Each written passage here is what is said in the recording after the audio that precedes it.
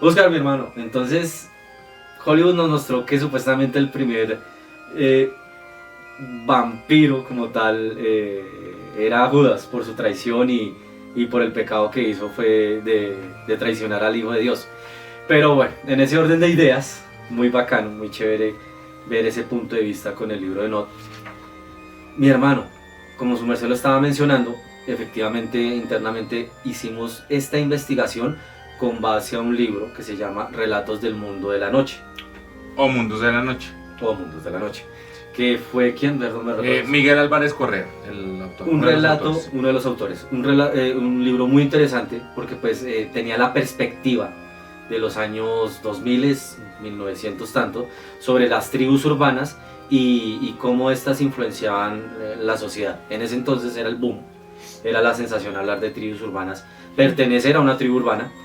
Y en mi caso hay una similitud con el tema de los vampiros. En mi caso son las entidades, pero las entidades en esta investigación las muestran como los vampiros, pero siendo un poco más agresivos, un poquito como más ignorantes, si se puede decir, pero no ignorantes no de elegancia o sapiencia, sino como con un pensamiento y una ideología un poco más cerrada, y que pues ellos se alimentaban de sangre, se alimentaban de plasma, pero también recurrían a prácticas un poco más fuertes como desgarrar, desmembrar y atacar órganos vitales.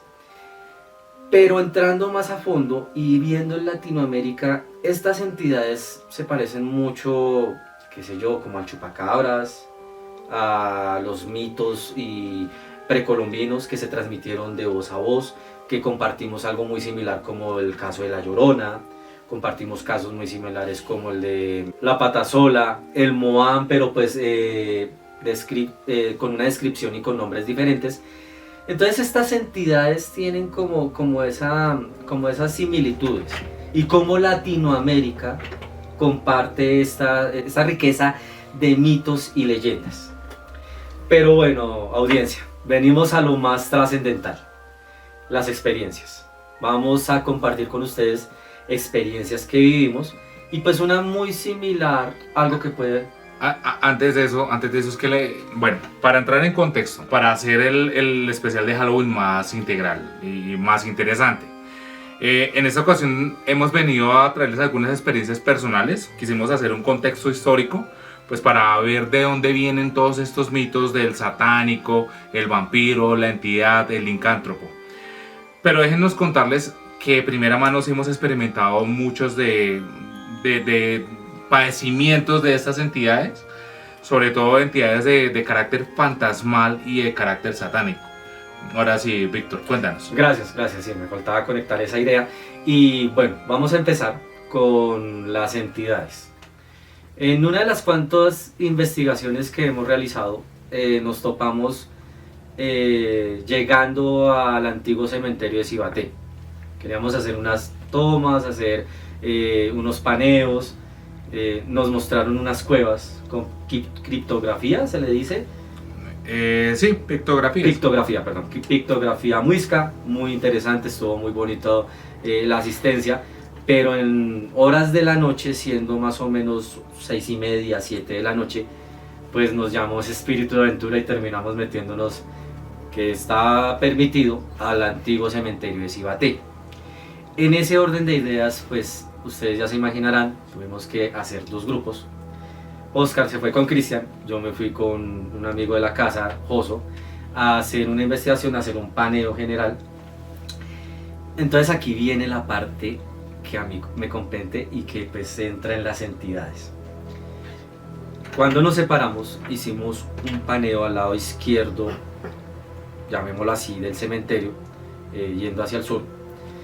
En ese paneo, con Joso empezamos a escuchar como un animal salvaje haciendo sonidos. Nosotros estábamos revisando una antigua capilla chiquitica donde hacían pues, los velorios, supongo yo. En ese momento, Joso me dijo, no, mira, mi hermano, espere, póngale cuidado que aquí algo está pasando. Y empezamos a escuchar como animales, animales salvajes, ¿sí? Haciendo sonidos, y un sonido denso y que generaba escalofríos. Y otros sonidos que yo por mi parte escuché eran como de insectos, eran como criqueos que salían aquí de la garganta, era... Y yo decía, mierda, ¿qué está pasando acá? Esto está muy raro. Joso sí que ha investigado en varios lugares y me dijo, mi hermano, no le pare cuidado, terminemos de hacer este paneo y nos devolvemos con el grupo. En ese entonces, Cristian y Oscar, que estaban en el otro equipo, en ese momento escuchamos a Cristian y aquí al sensei llamarnos a nosotros. En ese momento, Chris vio lo que nos va a narrar, bueno, a contar. Nosotros estamos entrando en el cementerio. Oscar tenía las varillas de radiestesia. Son 2 varillas en forma de L, las cuales se sujetan con las 2 manos y ellas solitas van indicando el rumbo de donde hay una fuente de energía. Antiguamente se utilizaban para encontrar agua, pero pues ya con la especialización que tiene Oscar, se puede utilizar para otros tipos de energía. Este caso fue, entramos al cementerio y las varillas empezaban a girar hacia una dirección de una lápida, era la lápida más grande que había en el cementerio, y tenía, como el cementerio estaba abandonado, pues un poquito descuidado, tenía mucha maleza. Fuimos hacia esa lápida, pero cuando llegamos justamente ahí, las varillas empezaron a oscilar entre un lugar y otro hasta que empezaron como a dirigirse a un punto específico.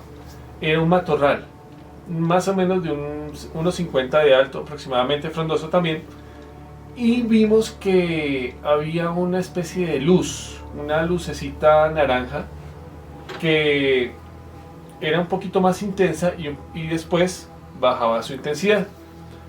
Nos dirigimos nosotros sigilosamente a ver, y al cabo de 2 metros de distancia de ese matorral, la luz se encendió como si fuera una llama grande, muy luminosa. Entonces nosotros, con la curiosidad, empezamos a caminar un poquito más, y estando ya a 1 metro de distancia, la llama se apagó de repente. Dijimos, pues qué raro. Retrocedimos 2-3 pasos y volvió otra vez la llama a intensificarse. Ahí es cuando, en ese momento, llamamos a Joso y a Víctor para que vinieran a ver lo mismo que nosotros estábamos viendo, pero en ese momento, lastimosamente, ya dejó de alumbrar. Sí, también pues en ese momento no contábamos con tecnología, los celulares no eran los mejores para captar video, entonces no se pudo hacer como una evidencia videográfica del suceso. Cristian lo vio como una luz naranja, yo la vi como una luz como verdosa, luminosa. Habían luciérnagas en ese momento y pues no se comportaba, no tenía el patrón de vuelo de las luciérnagas. Entonces ese fenómeno fue muy curioso. No sé el sensei en qué color las vio. Pues bueno, acá quiero hacer una salvedad, y es que si hubo un registro, hubo una foto. En ese momento la audiencia estaba viendo la foto en pantalla.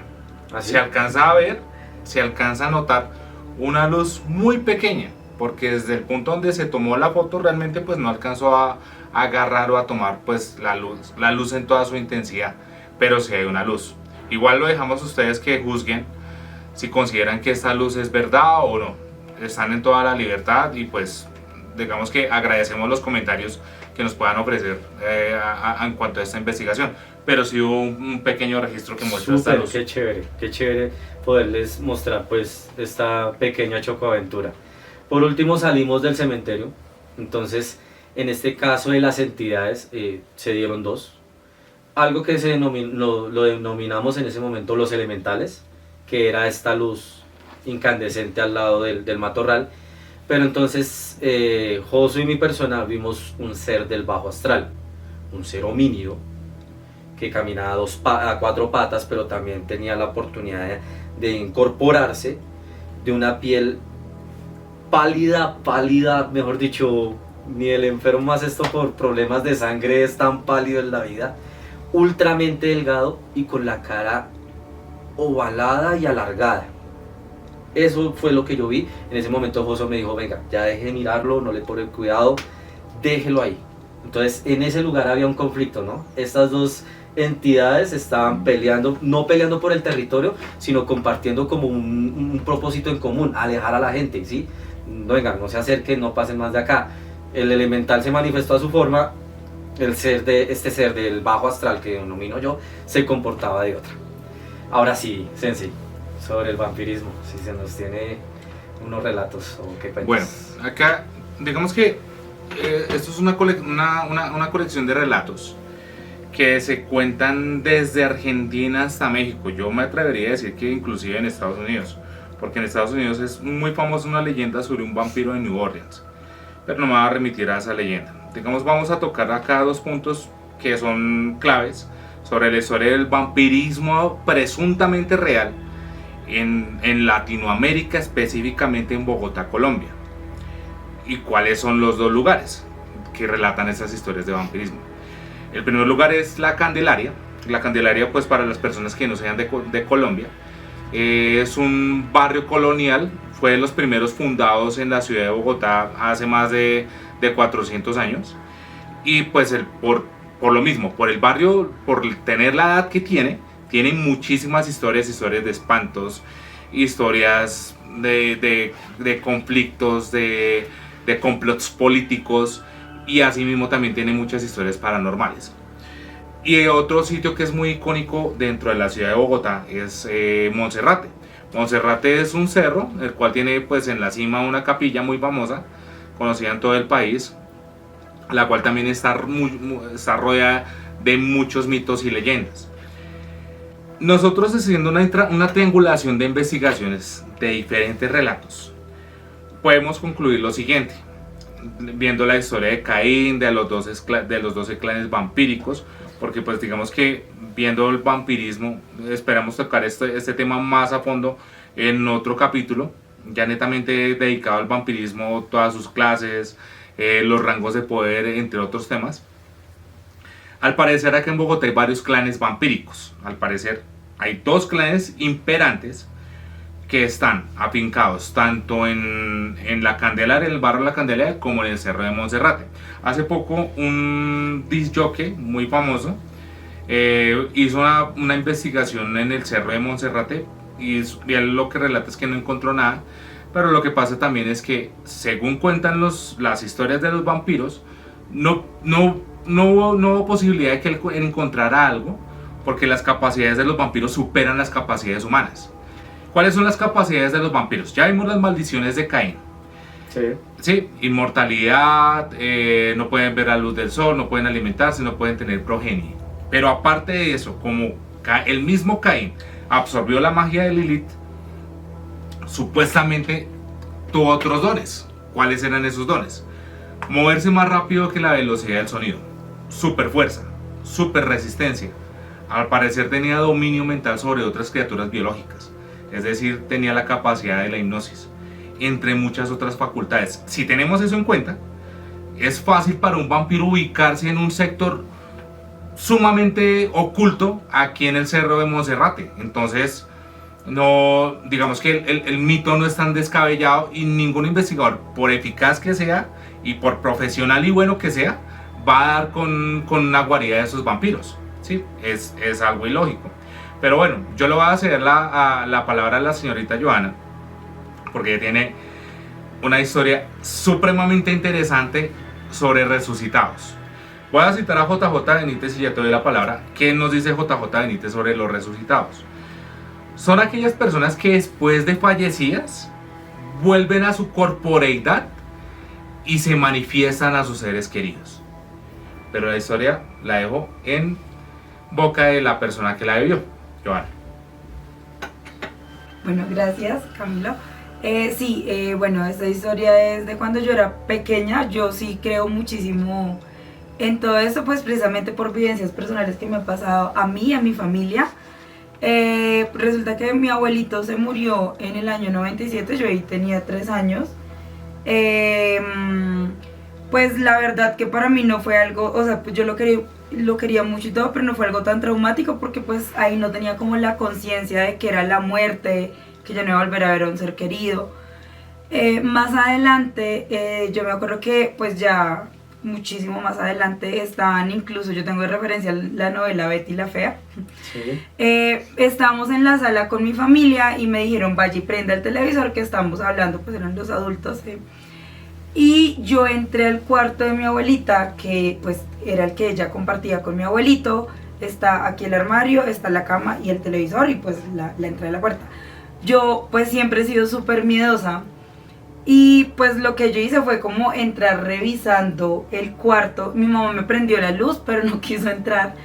Entonces me prendió el cuarto, yo lo que hice fue como inspeccionar y de esas cosas como que uno siente que lo están mirando. Entonces pues yo lo que hice fue voltear a mirar a la cama y vi a mi abuelito acostado, pero no tenía ninguna expresión, no me volteó a mirar, no me habló nada, solamente estaba así como en posición mirando hacia arriba. Yo obviamente me asusté, grité, bueno, mi familia me preguntó qué me había pasado, ya con más calma les conté y fue muy curioso porque yo a él lo vi con una pijama. Yo nunca lo vi cuando él se murió, o sea, mi mamá dice que él se despidió de mí y él estaba vestido con la ropa que le ponían pues para el día a día y me dijo que como yo le dije que él estaba vestido en la pijama, esa era con la que había fallecido. Pues para una niña, yo ahí tenía como unos, que ahí ya tenía como unos 6 años más o menos, pues para mí fue súper traumático, pues porque ver un fantasma, pues yo ahí sí tenía ya un poquito más la conciencia de que era una persona que no estaba y que se había presentado. Bueno, la otra historia que me sucedió, ya ahí ya estaba un poquito más grande, yo tenía más o menos como unos 14, 15 años. Pues ya me habían venido pasando cosas paranormales y esta fue muy curiosa porque yo estaba en una cama, porque pues cuando llovía nos quedábamos como mi abuelita, mi tía y la bebé en el mismo cuarto, a pesar de que cada una tenía pues su cuarto, pues porque siempre decíamos quedémonos juntas en las tormentas. Entonces mi abuelita tenía una cama que se metía debajo de otra cama y no solo la jalaba y ya. Mi tía se quedó con la bebé y mi abuelita en una cama y yo pues me quedé así diagonal a ellas en la cama que se saca debajo. Yo estaba orando pues porque yo soy muy creyente en Dios y pues en esa época más, entonces todas las noches como que tenía mi conversación con Dios y yo estaba así súper normal cuando yo sentí que se movió la cama. A mí me dio un poquito de miedo y lo que hice fue acostarme, girarme hacia la pared y taparme. Y me puse fue como a orar, a seguir orando, pero pues entonces ya fue como, fue más rezos, ahí siempre se fue a rezar como el Padre Nuestro, el Ave María, bueno. Después yo sentí que se movió otra vez la cama, pero como si se me hubieran sentado más hacia el lado.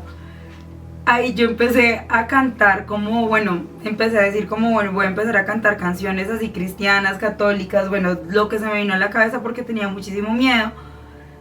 Y un momento a otro sentí como un pequeño silencio y susurraron mi nombre en mi oído. Pues obviamente me dio muchísimo susto, me levanté gritando y pues le dije a mi familia y pues ya de ver que eran tan recurrentes como esas cosas que me pasaban a mí, lo que hicieron fue como enseñarme una oración para cerrar el aura y pues hasta el día de hoy me ha servido bastante porque no he vuelto a sentir nada, pero siempre eran como esas cosas así como pequeñas, pero que pues que dan muchísimo susto porque uno ya ahí es más consciente de que hay algo ahí que uno no puede ver, entonces es como que no está ahí. Y pues ya esos son como los relatos así como cortos que tengo respecto al tema. Gracias. Ok. Bueno, Víctor, no sé si tengas algún comentario, alguna edición acerca del relato que nos acaba de regalar Johanna. Bueno, es muy interesante entender y ver que para que lo asusten a uno puede no ser cualquier cosa, no tan sensitivo o sí sensitivo frente a cualquier estado del ambiente o del lugar, la casa, los familiares. A cualquiera nos puede estar sucediendo un fenómeno paranormal. Está en la habilidad de cada quien, o bueno, en el poder, si se le puede denominar, de sentir estas presencias, ¿sí? Estos fenómenos. Son relatos para estudiar, te esperamos en otra ocasión otra oportunidad.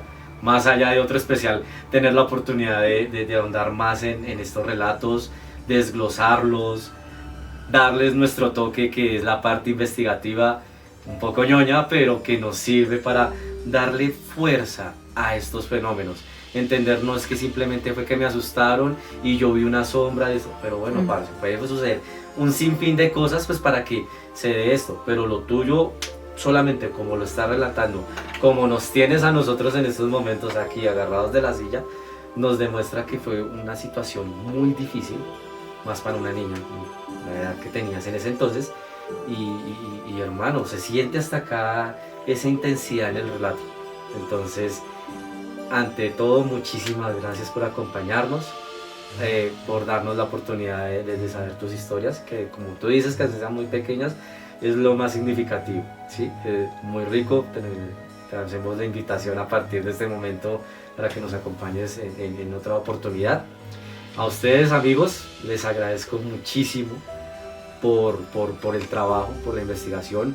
Sabemos que es un especial de Halloween que está un poquito largo, pero decidimos optar por este formato. A ustedes por vernos, por estar al tanto de nosotros, recordándoles siempre que agradecemos sus likes, sus comentarios, nuevamente recomendándoles que por favor se suscriban. Hemos visto grandes avances con las vistas, con los likes, pero si estamos cortos de suscripciones, nos ayudarían un montón. Y nada, pues en esta ocasión no hay conclusiones, quedamos con este relato tan fantabuloso. Agradecerles a cada uno de ustedes por la asistencia, por la oportunidad de hacer este especial, y a todos ustedes, los que nos están viendo, nos están escuchando, muchas gracias y los esperamos para un próximo episodio. Hasta Chao, luego. chao. Gracias.